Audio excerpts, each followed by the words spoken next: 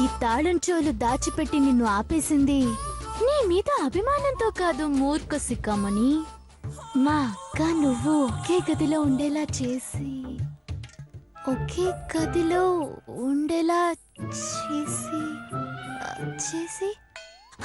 ఏం జరుగుతుంది నా బొందా? గదిలో కాదు, మా అక్క మదిలో ఉండేలా చెయ్యాలి. అలా జరగాలంటే ఏం చెయ్యాలి?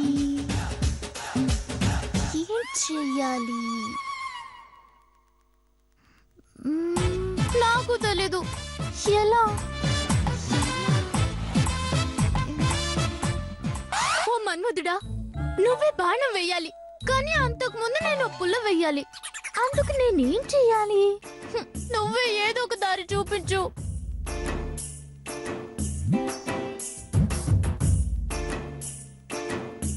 పదం స్పందిస్తే కవిత్వం, పాదం స్పందిస్తే నర్తనం, హృదయం స్పందిస్తేనే సంసారం. దాంపత్య జీవితం సుఖమయంగా సాగడానికి మన పూర్వీకులు ఎన్నో పరిశోధనలు చేసి సాధించిందే ఈ అతివృష్టి ధాతుపుష్టి.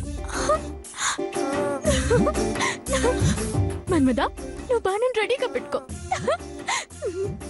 ఈ అతివృష్టి ధాతుపుష్టి మీ సంసారాన్ని సుఖమయం చేస్తుంది. దీనిని మీరు ఇంట్లోనే సుఖంగా తయారు చేసి పాలల్లో కలిపి ఇచ్చి మీ భర్తని పాదాక్రాంతం చేసుకోండి.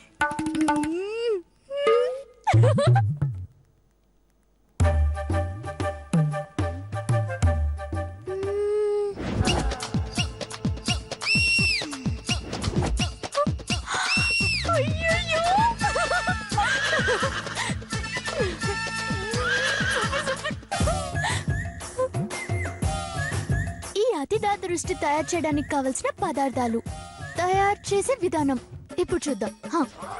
ముందుగా జాజికాయ 1, బాదం పప్పులు 2, జీడిపప్పులు 3, పిస్తా పప్పులు 4.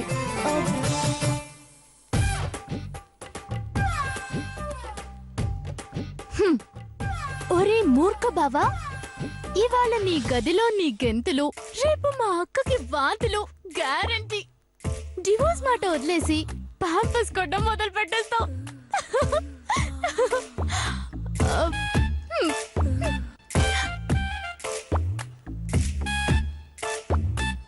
జీడిపప్పు, బాదం పప్పు,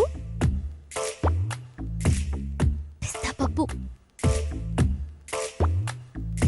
కిస్మిస్, కొంచెం బిర్యానీ ఆకు, లవంగం, మిరియాలు,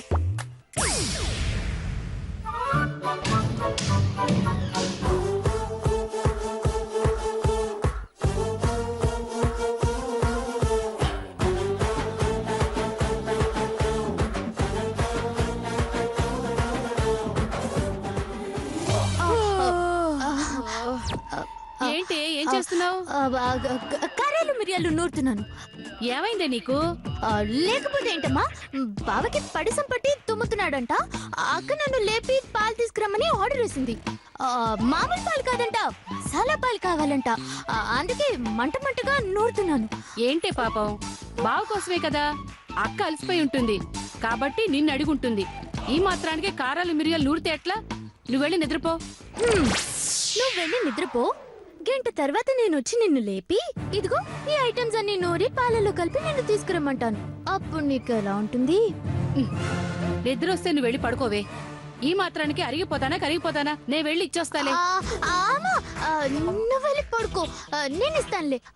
అక్క నాకు చెప్తే నేను నీకు చెప్పానని బావ కోపం వస్తుంది మళ్ళీ. నువ్వు వెళ్ళి పడుకోమా, పడుకో. మరి ఓరక్షణ చేశానా? ఏమేసావే? మొగలిపూ వాసన వస్తోంది. బావ రగులుతుంది మొగలిపోతా అని సాంగ్ పాడాలని. నువ్వు వెళ్ళి పడుకోమా, నేను వెళ్ళిస్తాను. సరే, గుమగుమలాడుతోంది. బావకివ్వు, బానే తాగుతాడు.